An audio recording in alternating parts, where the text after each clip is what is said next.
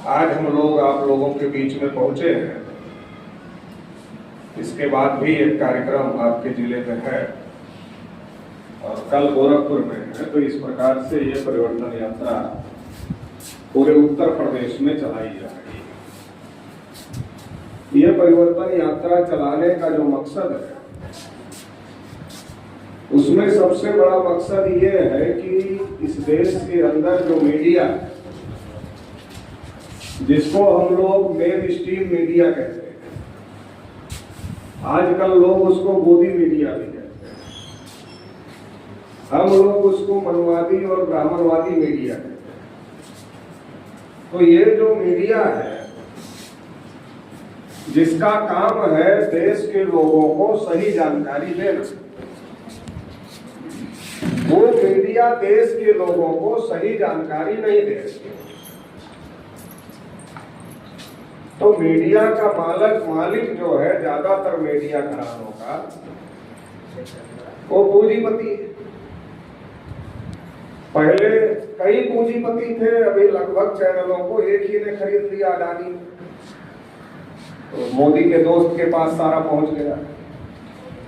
और जब मीडिया पर सर्वे हुआ कि मीडिया में निर्णायक पदों पर कितने लोग हैं, तो सर्वे में यह जानकारी निकल कर आई कि मीडिया में निर्णायक पदों पर, निर्णायक का मतलब क्या है? मान लो जिले का कोई रिपोर्टर यहाँ बैठा होगा और यहाँ से भेज देगा अपने चैनल को रिपोर्टिंग करके कि पटेल जी आए थे यात्रा लेकर और उन्होंने ये कहा। अब डिसाइड वो करेगा कि ये खबर चलेगी या नहीं चलेगी। तो जो निर्णायक पद हैं, जो निर्णय लेने वाले पद हैं मीडिया में, वो निर्णायक पदों पर शेड्यूल कास्ट का कोई आदमी नहीं, शेड्यूल ट्राइब का कोई आदमी नहीं, और ओबीसी का मान लो 100 पद हैं तो उसमें केवल 4 निर्णायक जगह पर ओबीसी के लोग मीडिया में हैं। बाकी सारे के सारे लोग ब्राह्मण लोग और तत्सम ऊंची जाति के लोग। ब्राह्मणों के अलावा दूसरी ऊंची जाति के लोगों का भी कुछ दिखाई नहीं देता है, इक्के दुक्के दिखाई देते हैं। तो हर जगह मीडिया में उन लोगों का कब्जा बरकरार है और इसका दुष्परिणाम ये हो रहा है कि देश की जो 85-90% आवाम है, जो आबादी है, उसके जो हक अधिकार के मुद्दे हैं वो दबा दिए जाते हैं, पूरी ताकत के साथ दबा दिए जाते हैं। या तो दबा दिए जाते हैं या तो उनके बारे में कंफ्यूजन फैलाया जाता है। कोशिश की जाती है कि मिसगाइड किया जाए देश के लोगों को इन लोगों के मुद्दों पर।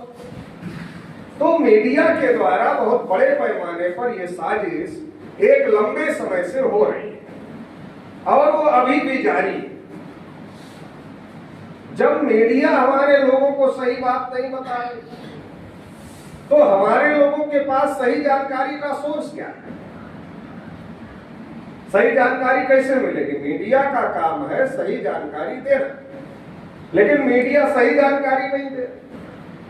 अब मीडिया सही जानकारी नहीं दे रही है तो हम लोगों ने इस बात की जिम्मेदारी को समझा कि अगर मीडिया हमारे लोगों को सही जानकारी नहीं दे रही है तो कम से कम हम लोग अपने लोगों को सही जानकारी दें।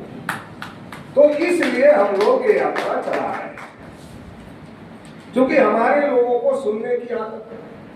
अगर हम लोग पढ़े लिखे लोग, सही बात समझने वाले लोग अपने लोगों को नहीं सुनाएंगे, नहीं समझाएंगे, तो दूसरे लोग गलत बात समझाने के लिए लगे हुए हैं और वो गलत बात टीवी के माध्यम से समझा रहे हैं, अखबारों के माध्यम से समझा रहे हैं, तमाम बड़े बड़े आयोजन करके समझा रहे हैं और तमाम लोकल मीडिया वाले संत महात्मा के भेष में भी बहुत सारे लोग घूम रहे हैं और वो भी बहुत सारी गलत बातें हमारे लोगों को समझाने का और बताने का काम कर रहे हैं।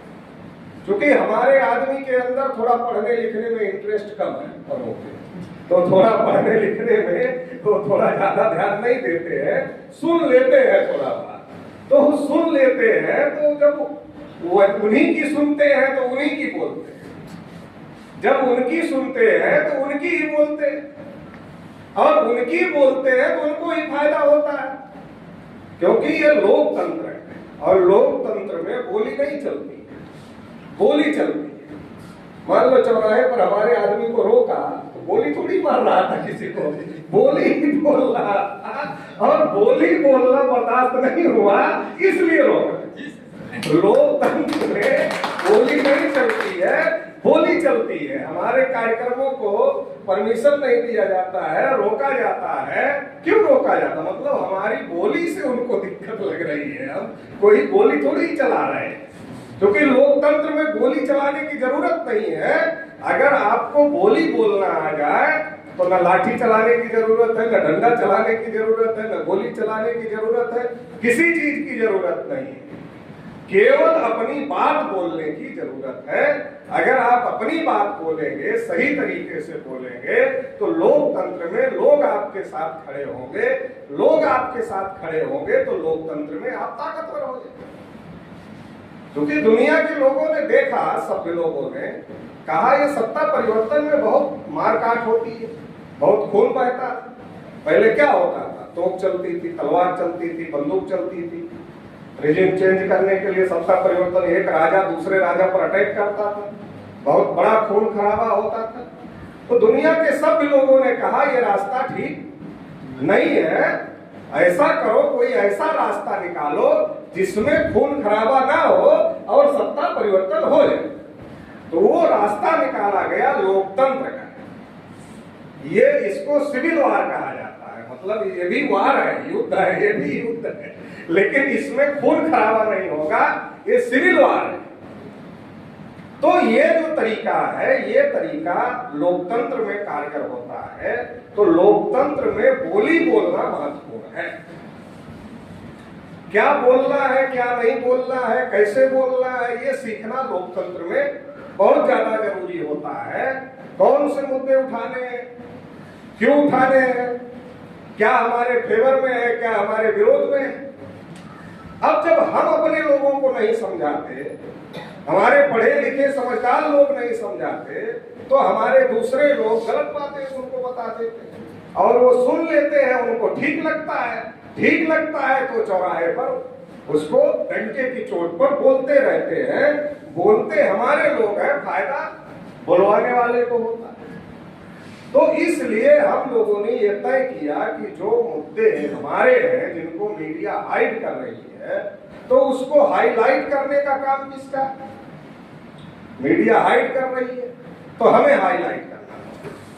जैसे मान लो अभी जाति आधारित जनगणना का मुद्दा है, सरकार ने कैबिनेट में कहा कि करेंगे और नोटिफिकेशन जारी किया तो उसमें गायब कर दिया। कितने अखबार में, कितने मीडिया में इस पर डिबेट हो रही। ओबीसी की आबादी बिहार में 64% है। जो बिहार में अभी लेटेस्ट सर्वे हुआ उसमें 64% ओबीसी की आबादी है। अगर देश में सर्वे हो तो यह देश में 64% हो सकता है, अगर देश में गिनती होती है।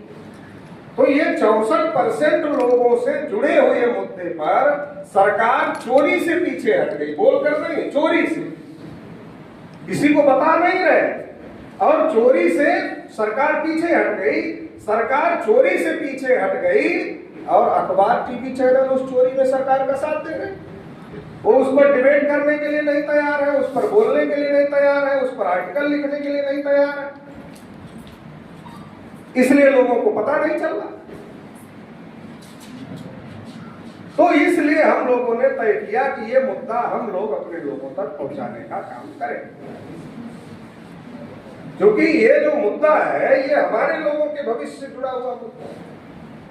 आजादी को 78 साल हो गए और 78 साल की आजादी में देश में जानवरों की गिनती हो रही है, कुत्तों की भी हो रही है, और ट्रेन बस में जो हम लोग जाते हैं तो ताली बजाकर जो मांगते हैं उनको क्या बोलते हैं आप? हिजड़ा। तो जो बोलते हैं उनकी भी हो रही, उनकी भी हो रही, मगर हमारी नहीं हो रही। ओबीसी की नहीं हो रही। जब मैं ऐसा बोलता हूं तो बहुत सारे ओबीसी के लोग हमको कहते हैं, इतना ज्यादा बोलते हैं तो बहुत बुरा लगता है, आप ऐसे भी तो कह सकते हैं कि वो ओबीसी की नहीं हो रही है। तो हमने कहा थोड़ा बुरा लगना जरूरी है, क्योंकि जब बुरा लगता है तो दिमाग पर जोर पड़ता है, और जब तक बुरा नहीं लगता तब तक दिमाग पर जोर नहीं पड़ता।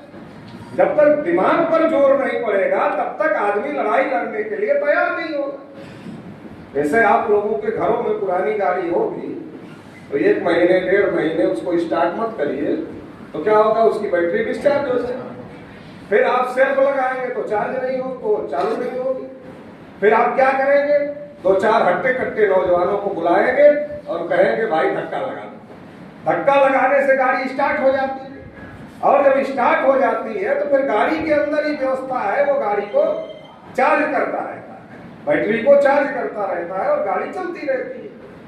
वैसे ही ये जो ओबीसी वाले हैं, इनको दुनिया भर की जानकारी है, दुनिया भर की जानकारी है। पाकिस्तान में तेल कितना रुपए में बिक रहा है, ये मीडिया चिल्ला चिल्ला कर बता रही है। वो जानकारी है, वो अब इतना जानकारी हो गया पाकिस्तान में 350 में बिक रहा है, अब ये मीडिया बता रही है। तो अगला चरण लोग नहीं समझ रहे हैं कि यहाँ बढ़ाने वाले हैं, इसलिए पहले पाकिस्तान का बता रहे हैं। जब पाकिस्तान का पता रहेगा आपको तो यहाँ बढ़ेगा, तो आप शांत रहोगे, आप बोलोगे नहीं कि पाकिस्तान में इतने का बिक रहा है। तो वो जानकारी ओबीसी के लोगों के पास रहती है जो मीडिया बताती है, लेकिन जो अपने संदर्भ में जानकारी है वो नहीं रहती। मैं ओबीसी के लोगों को पूछता है, मंडल कमीशन की रिपोर्ट पढ़े हो क्या, रोज पूछता हूँ। तो जब मैं पूछता हूँ तो लोग चेहरा देखते, चेहरा देखते मैं समझ जाता हूँ पढ़ा नहीं। तो मैं सोचता हूँ पूछ लूँ देखा है क्या कम से कम। तो जब मैं पूछता हूँ देखे हो तो तब भी चेहरा देखते, तो पता चलता ना पढ़े हैं ना देखे। अच्छा, जब आपको जिस चीज से अधिकार मिल रहा है उसको आपने पढ़ा नहीं, आपने देखा नहीं, तो आप कैसे समझोगे मंडल कमीशन में हमारे लिए क्या क्या कहा गया था और कितना हमको मिल गया, कितना मिलना बाकी है। कितने लोगों को पता है मंडल कमीशन की अभी तक केवल 2 सिफारिशें लागू हुई, बाकी लागू नहीं। कितने ओबीसी के लोगों को पता है? नहीं पता है। क्यों नहीं पता है? क्योंकि हमको देश दुनिया की चिंता है, अपनी चिंता छोड़। ओबीसी के लोगों को सारी दुनिया की चिंता है, अपनी चिंता नहीं है, बाकी सबकी चिंता है, और इसलिए इनको हक अधिकार नहीं मिलते।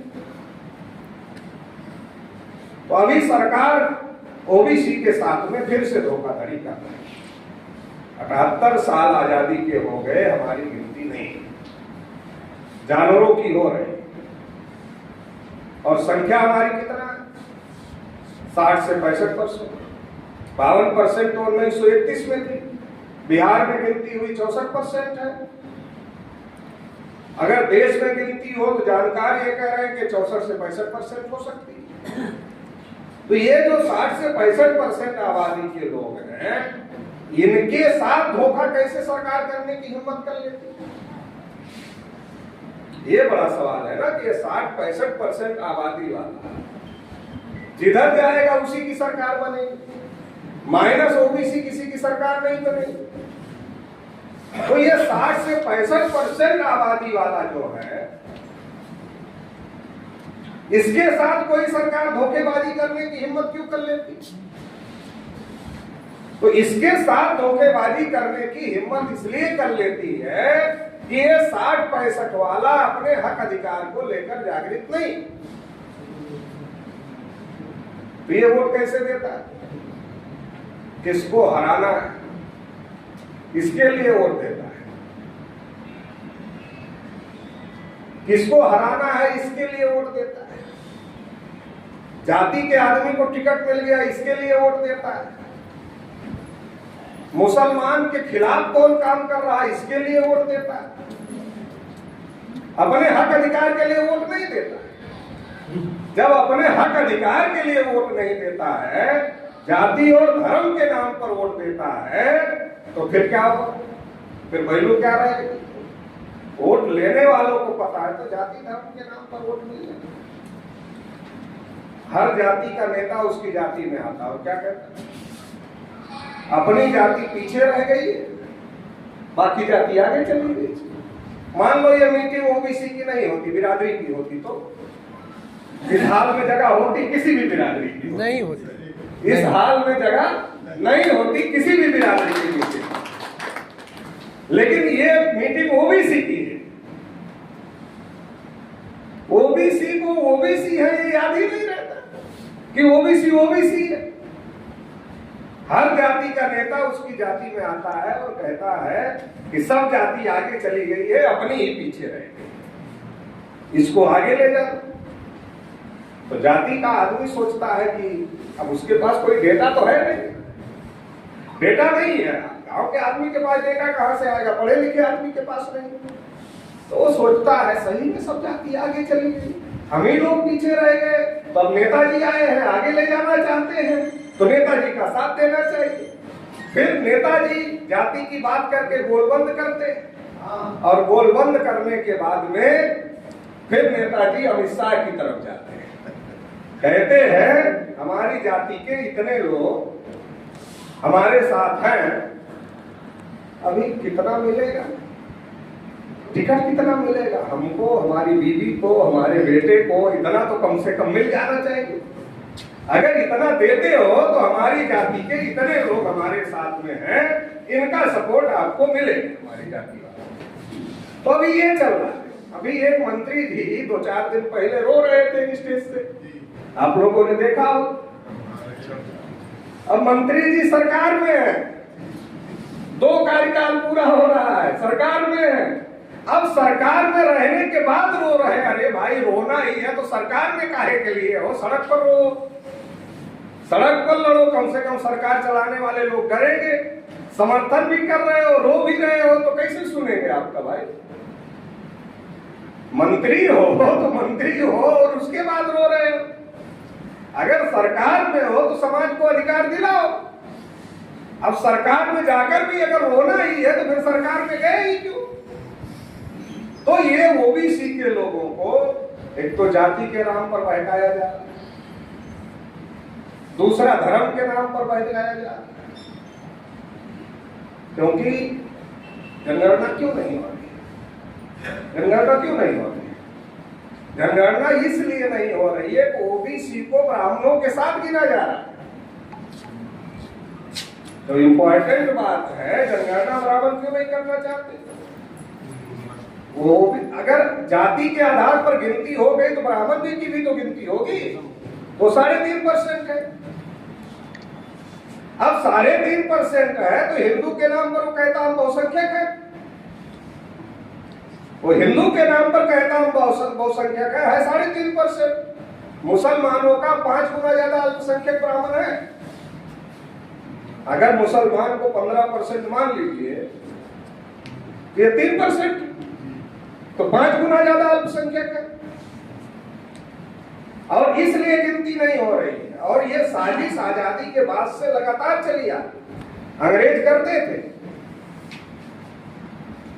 जब सबको वोट का अधिकार मिल गया तो ब्राह्मणों ने सोचा कि अब भारत पर हमारा कब्जा कैसे हो। हमारी संख्या तो 3.5% है और 3.5% लोग अपने वोट से तो गांव में सरपंच नहीं बना सकते। जब वो अपने वोट से गांव में सरपंच नहीं बना सकते हैं, प्रधानमंत्री कैसे बना। तो ब्राह्मणों ने सोचा हिंदू बन जाए।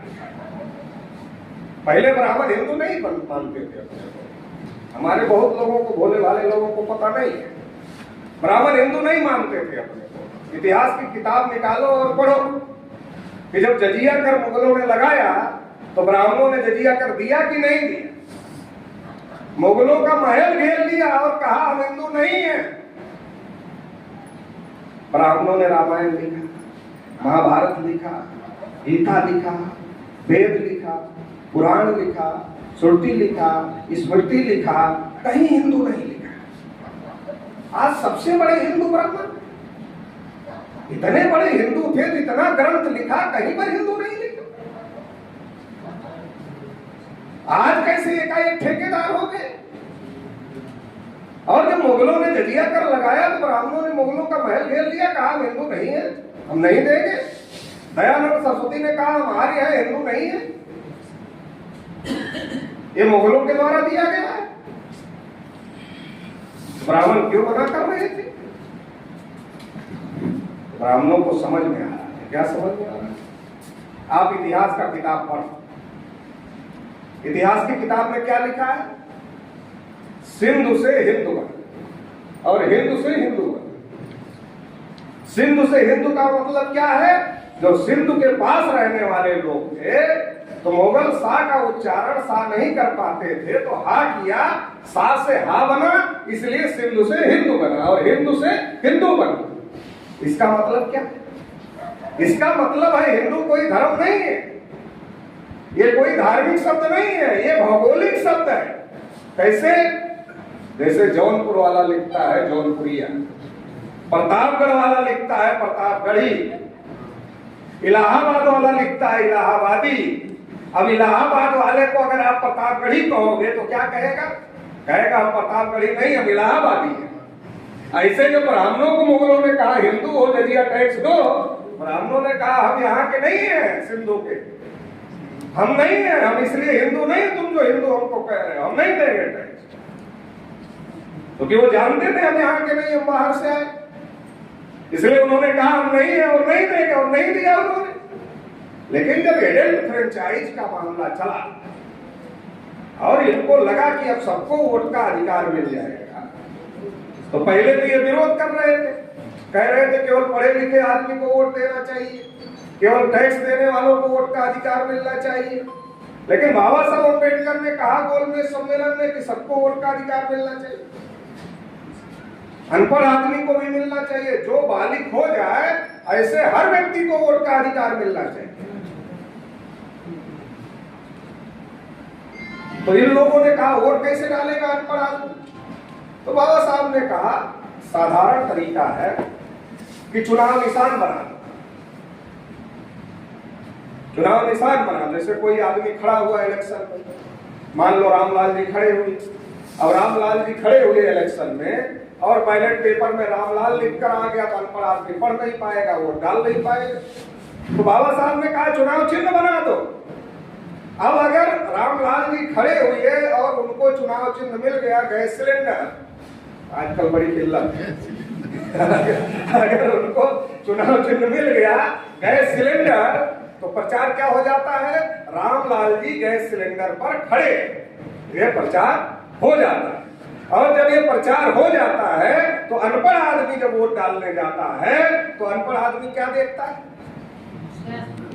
उसमें मशीन में देखता सिलेंडर कहाँ है, उसको रामलाल नहीं पढ़ना आता है, लेकिन सिलेंडर वो आंख से पहचान लेता है और वो सिलेंडर पहचान कर मोहर लगाता, बटन दबाना है तो बटन दबाता है और वो वोट रामलाल जी को पहुंच जाता है।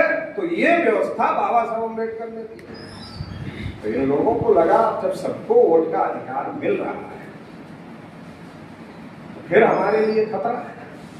अगर हम सही बात बताकर वोट मांगे, सही बात क्या है? अरे भाई हमने ओबीसी के लोगों को शूद्र बनाया, शेड्यूल कास्ट के लोगों को अछूत बनाया, आदिवासियों को जंगलों में रहने के लिए मजबूर किया, इसलिए हमें वोट दे दो। कोई देने वाला नहीं। ये सही बात जानकर कोई वोट देने वाला है? सही बात जानकर कोई वोट देने वाला नहीं। तो जो कल तक अपने को हिंदू नहीं मानते थे वो हमारे गली मोहल्ले में आना शुरू हुए और कहा तुम भी हिंदू, हम भी हिंदू, गर्व से कहो हम हिंदू, जात पात की करो विदाई, हिंदू हिंदू भाई भाई। और जब यूजीसी जैसे कानून आते हैं तब हिंदू गायब, हम ब्राह्मण हैं और तुमको कोई अधिकार नहीं मिलना चाहिए, तब हिंदू हिंदू भाई भाई का मामला खत्म। जब तक वोट लेना, मैं क्या कहता, 3 समय हम लोग हिंदू होते, चंदा देने के लिए, वोट देने के लिए और मुसलमान से लड़ने के लिए। 3 टाइम फिक्स है तब हिंदू। बाकी आप चौराहे पर जाकर पूछ लो भैया क्या हो, नहीं कहेगा हम हिंदू हैं। तब नहीं कहेगा हिंदू है। ये 3 समय जब हमारा उपयोग करना होता है तब हम हिंदू होते हैं। तो हमारे गली मोहल्ले में आए कि तुम भी हिंदू, हम भी हिंदू, गर्व से कहो हम हिंदू। अब इतने से कोई सवाल पूछ लेता है, आगे का एक मुसलमान 14-14 बच्चे, देश पर मुसलमानों का कब्जा हो जाएगा, सारे इकट्ठा हो जाएगा। अब अपने आदमी को जब देश की बात आ जाती है तो वो सब कुछ भूल जाता है, कहता पहले देश देखेंगे, दूसरी बात बाद में, क्योंकि हम इस देश के हैं तो दर्द भी हमको इस देश का है। तो जब हम इस देश के हैं, जब कोई देश की बात करता है तो अपना सब कुछ बलिदान करके खड़े होने के लिए तैयार है। तो हमारे लोगों ने सोचा कि देश खतरे में है, लग रहा है, मुसलमान ज्यादा बच्चे पैदा कर रहे हैं, तो 200 साल बाद, 300 साल बाद, 400 साल बाद, 500 साल बाद, हो सकता 1000 साल लग जाए, हो सकता 1500 साल लग जाए, 2000 साल लग जाए। जब मुसलमान पैदा करते करते करते करते करते करते संख्या बढ़ा लेंगे तब देश पर कब्जा करेंगे। इसको रोकना है। तो रोकने के लिए हमारे लोग कितने समझदार थे कि 1000 साल मुसलमान पैदा करके संख्या बढ़ाते तब कब्जा करते। ये बताया किसने? पंडित जी ने। और ये समझ गए हमारे लोग और सपोर्ट कर दिया 3.5 वाले। इतनी बड़ी बात समझ गए और इतनी छोटी बात नहीं समझ पाए कि पंडित जी बता रहे हैं अरे ज्यादा संख्या से कब्जा होता है, जब मुसलमान पैदा करते करते बढ़ा लेंगे तब कब्जा करेंगे।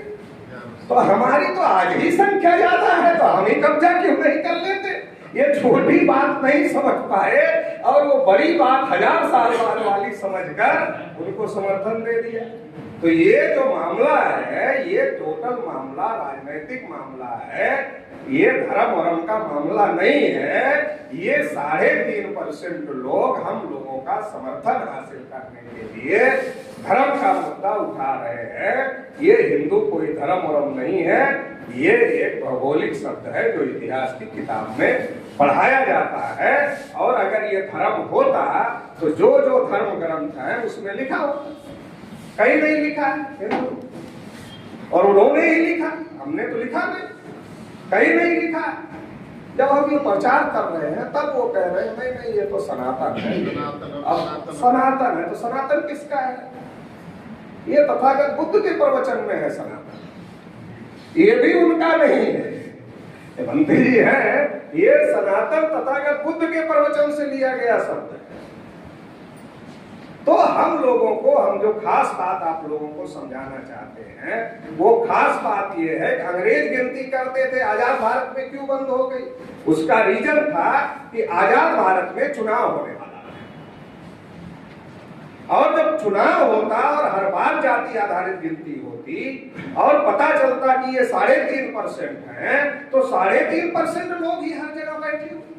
ओबीसी के दिमाग की बत्ती तो एक आध बार जलती ना कि हम 60-65% हैं, ये 3.5 वाला हर बार जीत रहा, हर बार जीत रहा, हर बार जीत रहा, हम क्यों नहीं जीतते। अभी जैसे सेंट्रल गवर्नमेंट की बात कर लिया जाए तो आजादी के 78 साल में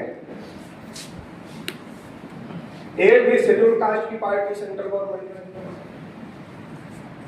एक भी शेड्यूल ट्राइब की पार्टी सेंट्रल गवर्नमेंट नहीं बना पाई, एक भी ओबीसी की पार्टी 5 साल के लिए सेंट्रल गवर्नमेंट नहीं बना पाई। चौधरी चरण सिंह बहुत कुछ कम समय के लिए बने थे, देवगौड़ा बहुत कम समय के लिए, कोई नहीं बना पाए। तो कौन लोग कब्जा किए हुए हैं सेंट्रल गवर्नमेंट? संख्या तो 85-90% हम लोगों का, एक भी माइनॉरिटी की पार्टी नहीं बना पाई। रोज मुद्दा छिड़ा रहता है कि मुसलमानों के खिलाफ लोग बोलते रहते।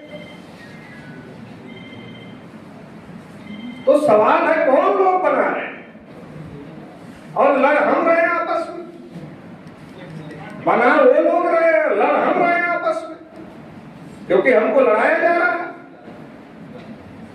और इसलिए जनगणना रोकी गई ताकि ये बात पता ही नहीं चलना चाहिए। तो ओबीसी का अकाउंट ही नहीं खुलने दिया गया और 3.5% के साथ हिंदू के नाम पर जमा कर दिया गया। और इसके आधार पर ब्राह्मण क्या कहते हैं, हम बहुसंख्यक, और बहुसंख्यक बन के हिंदू के नाम पर ओबीसी का सपोर्ट लेते और जब उनकी पार्टियों की सरकार बनती है तो ओबीसी के खिलाफ साजिश करते हैं, षड्यंत्र करते हैं और ओबीसी के हक अधिकारों को रोकने का काम करते हैं। नेहरू जी को भी इस बात का अनुभव था। सबसे पहले उन्होंने ही रोका ना, आजाद भारत में सबसे पहले उन्होंने रोका। तो उन्होंने क्यों रोका? क्योंकि जब कांग्रेस के अंदर ये चुनाव हुआ कि इस बार देश का पहला प्रधानमंत्री कौन बने, क्योंकि अंग्रेज जाना चाहते थे। अंग्रेजों ने कहा हम जाएंगे, आप लोग संभालना शुरू करो, अंतरिम सरकार बनाओ आप लोग। तो कांग्रेस में तय किया गया कि जो इस बार कांग्रेस का अध्यक्ष बनेगा वो देश का पहला प्रधानमंत्री। चुनाव हुआ, सरदार पटेल को समर्थन मिला। गांधी जी ने नेहरू जी को पूछा आपका क्या कहना है? नेहरू जी चुप रहे, बोले नहीं। गांधी जी समझ गए, क्योंकि मौन का हथियार गांधी जी का ही हथियार। गांधी जी को जब नहीं बोलना होता था तो एक स्लेट रखते थे, उस पर लिखते थे आज मैं मौन व्रत हूं, और कोई आता था तो उसको दिखा देते थे स्लेट, वो जान जाता था आज गांधी जी बोलेंगे नहीं, आज चुप रहे। तो नेहरू जी उन्हीं के हथियार का प्रयोग कर रहे थे, तो नेहरू जी बोले नहीं, गांधी जी समझ गए। और गांधी जी ने जेबी कृपलानी जो संचालन कर रहे थे उनको कहा कि पटेल जी को कह तो नाम वापस ले। जेबी कृपलानी ने कागज पर लिखा, पटेल जी को दिया कि पटेल जी नाम वापस ले लो। पटेल जी ने कागज पढ़ा, गांधी जी की तरफ बढ़ा दिया, गांधी जी ने पढ़ा, जेबी कृपलानी की तरफ बढ़ा दिया, जेबी कृपलानी ने फिर पटेल जी की तरफ बढ़ा दिया, और पटेल जी समझ गए कि गांधी जी की इच्छा है कि मैं अपना नाम वापस ले लूं। वापस ले लिया और नेहरू जी देश के प्रधानमंत्री बन गए। तो नेहरू जी को तो अनुभव था, जिस कांग्रेस पार्टी को चटर्जी, मुखर्जी, बनर्जी, गोखले, तिलक, आगरकर ने बनाया, उस कांग्रेस पार्टी में पटेल को समर्थन है। बनाया चटर्जी, मुखर्जी, बनर्जी, गोखले, तिलक, आगरकर ने, उस कांग्रेस पार्टी में समर्थन है सरदार पटेल को। और कल आम चुनाव हो गए। ये तो कांग्रेस के अंदर का चुनाव था, तो गांधी जी खड़े हो गए और हम प्रधानमंत्री बन गए। लेकिन कल से तो आम चुनाव होगा और जाति के आधार पर गिनती होगी, तो हर बार एक न एक दिन तो ओबीसी के दिमाग की बत्ती जलेगी। और इसके लिए डॉक्टर बाबा साहब अम्बेडकर कोशिश कर रहे हैं। लखनऊ में जब मीटिंग चल रही थी शेड्यूल कास्ट फेडरेशन की, तो ओबीसी के लोग आए बाबा साहब अम्बेडकर को मिलने के लिए, ओबीसी के नेता था। और उन लोगों ने कहा कि बाबा साहब आप हमारे भी नेता बन जाओ, हमारा भी नेतृत्व आप ही करो, क्योंकि हमारे में कोई ऐसा नेता नहीं है जो हमारी लड़ाई लड़ पा रहा है, तो आप ही हमारी लड़ाई लड़ो। तो बाबा साहब ने कहा जिस दिन शेड्यूल कास्ट और ओबीसी के लोग एक साथ आ गए, उस दिन गोविंद वल्लभ पंत जैसे ब्राह्मण आपके जूते का फीता खोलने में भी गर्व महसूस करें। तो ये कोशिश तो चल ही रही। तो नेहरू जी को लग रहा था कि अगर ओबीसी की अलग गिनती होगी, ओबीसी को रिजर्वेशन मिलेगा, तो एससी एसटी को तो पहले ही मिलना है, और अगर ओबीसी को भी मिल गया तो ये जो अम्बेडकर कोशिश कर रहे हैं ये तो आसान हो जाएगा। क्यों? शेड्यूल कास्ट रिजर्व कैटेगरी है, शेड्यूल ट्राइब रिजर्व कैटेगरी है। अगर ओबीसी को भी इसी समय रिजर्वेशन मिल गया तो ओबीसी भी रिजर्व कैटेगरी हो जाएगा। तो ये रिजर्व कैटेगरी वाले इकट्ठा हो जाएंगे, और इकट्ठा हो जाएंगे तो 74.5% 74.5% हो जाएंगे, और माइनॉरिटी तो इनके साथ चला ही जाएगा। तो फिर इस देश में हम लोग सरकार नहीं बना पाएंगे। इसलिए नेहरू ने सबसे पहले रोका, 2 बार नेहरू ने रोका, 1951 में और 61 में। 71 और 81 में इंदिरा जी ने रोका, 91 में नरसिम्हा राव ने रोका, और 2001 में अटल जी ने। वैसे अटल जी ओबीसी के प्रिय नेता है। अगर ओबीसी के आदमी को पूछिए कि देश में सबसे बढ़िया नेता कौन है, कहते अटल जी। क्यों कहते? उनको नहीं पता क्यों बढ़िया। अगर पूछ लो 4 काम बता दो, वो नहीं पता है। वो सुने हैं कि अटल जी बढ़िया नेता थे, इसलिए बोलते हैं अटल जी बढ़िया नेता थे। और ऐसे कुछ नौजवान टीचर थे, मैंने पूछा पुरानी पेंशन नहीं चाहिए क्या आप लोगों को? कहा नहीं, अभी तो दिल्ली गए थे उसके लिए, लड़ने के लिए। आपने कहा किसने रोका था? कहा ये नहीं पता है, हमने कहा ये आपके प्रिय नेता अटल जी ने ही रोका था। तो अपने लोग प्रचार तंत्र के शिकार हो जाते हैं। मुलायम सिंह जाति के नेता, मायावती जाति के नेता, काशीराम जाति के नेता, लालू यादव जाति के नेता, अटल बिहारी देश के नेता। ये प्रचार है। जब अटल बिहारी की बात आएगी तो वो ब्राह्मण के नेता नहीं, फिर वो देश के नेता, और बाकी सब अपनी अपनी जाति के नेता।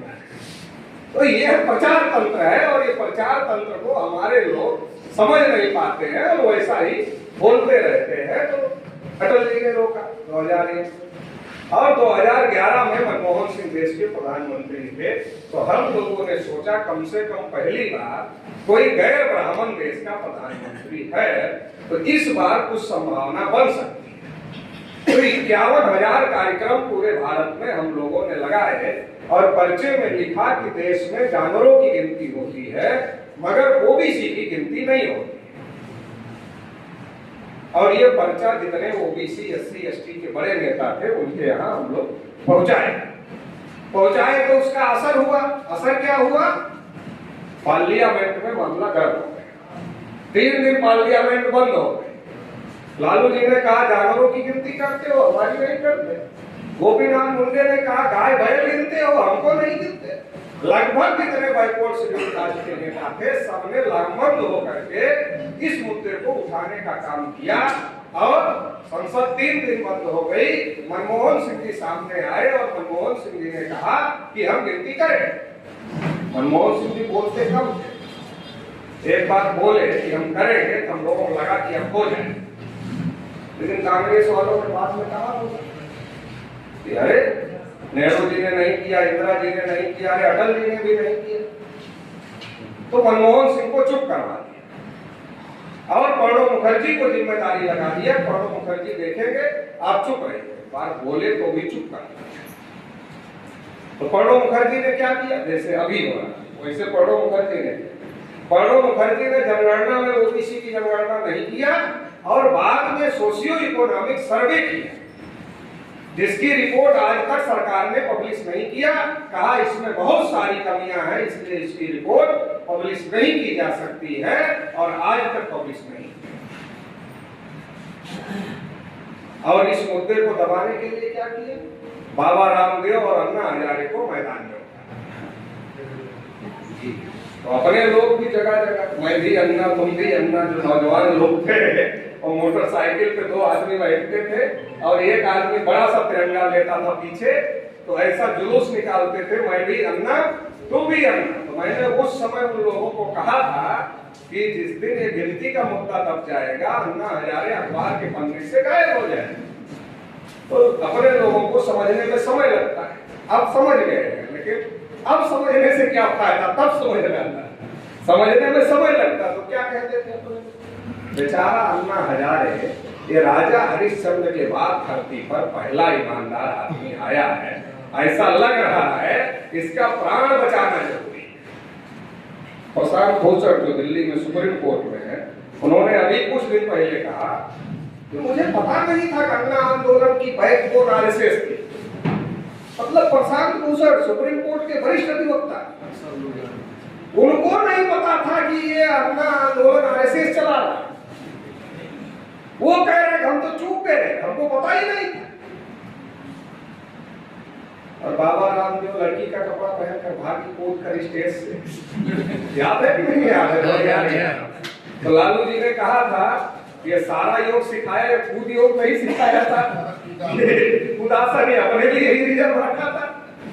तो ये सारी नौटंकी ओबीसी की गिनती को दबाने के लिए की गई और इस आंदोलन की पीठ पर सवार होकर नरेंद्र मोदी सत्ता में आ गए, क्योंकि इसकी रीढ़ की हड्डी आरएसएस है। और आरएसएस ने सोचा जब ओबीसी का इतना बड़ा मुद्दा उठा है तो ओबीसी के नाम पर नरेंद्र मोदी को आगे कर। और नरेंद्र मोदी ने कहा मैं पिछड़ी जाति का, नीच जाति का हूँ, चाय बेचने वाला हूँ, लोग मेरा अपमान करते हैं। अपने लोगों ने समझा बेचारा चाय बेचने वाला गरीब आदमी है, लोग इसका अपमान करते हैं, अपने जैसा आदमी है, इसका साथ देना जरूरी है। फिर नरेंद्र मोदी ने क्या कहा? काला धन का मामला चल रहा, कहा काला धन लाएंगे और केवल लाएंगे नहीं, 15-15 लाख बांटे। लोग खुश हो गए, लोगों ने कहा कि यार लोग लाने की ही बात नहीं कर रहे, तो ला करके बांटने की बात कर रहा है, कितना महान आदमी है। तो लोगों ने कहा इससे बढ़िया कोई आदमी नहीं। और टीवी देखकर सबसे ज्यादा महिलाएं और बच्चे, जो लोग दूसरी पार्टी का प्रचार करते थे उस समय 2014 में, जब वो प्रचार करके आते थे तो उनका बच्चा मिलता था 5 साल का, 3 साल का, 4 साल का, तो वो कहता था हर हर मोदी, हर घर मोदी। वो प्रचार करके आ रहा दूसरी पार्टी का, उसका बेटा कह रहा हर हर मोदी घर। इतना तेज प्रचार किया गया। मोदी जी ने कहा कि 15-15 लाख दे देंगे खाते, हर 2 करोड़ नौकरी हर साल देंगे, किसानों की इनकम 2 गुना कर, और हवाई चप्पल वाले हवाई जहाज में घूमेंगे। अच्छा, 99% आदमी जो हमारे समाज का है वो हवाई जहाज नजदीक से नहीं देखता। उसके घर के ऊपर से जब हवाई जहाज उड़ती है तो तब तक देखता है जब तक इतनी छोटी छोटी नहीं दिखने लगती है, तब तक देखता है।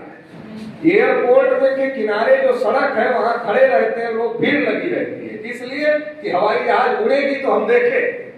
ऐसे देश में जब किसी प्रधानमंत्री के कैंडिडेट ने ये कह दिया कि हवाई चप्पल वाले हवाई जहाज में घूमेंगे, तो उड़ गया, पहले ही उड़ गया। वो तुरंत ही उड़ गया, उड़ गया तो वोट दे दिया। और ओबीसी वालों ने क्या सोचा, अरे गिनती जब प्रधानमंत्री ओबीसी बन रहा तो गिनती तो हो ही जाएगी, इतना बढ़िया आदमी अब नहीं मिलेगा, इसको जिता देते। अच्छा, जो जिता दिए अब मिलते हैं क्या? एक बार हमसे भी पाप हो गया। अब ऐसा कहते जिन्होंने जिताया वो ऐसा कहते एक बार हमसे भी पाप हो गया। तो अब क्या हो रहा है? अब कहा कि रोजगार नहीं, पकौड़े करो, काला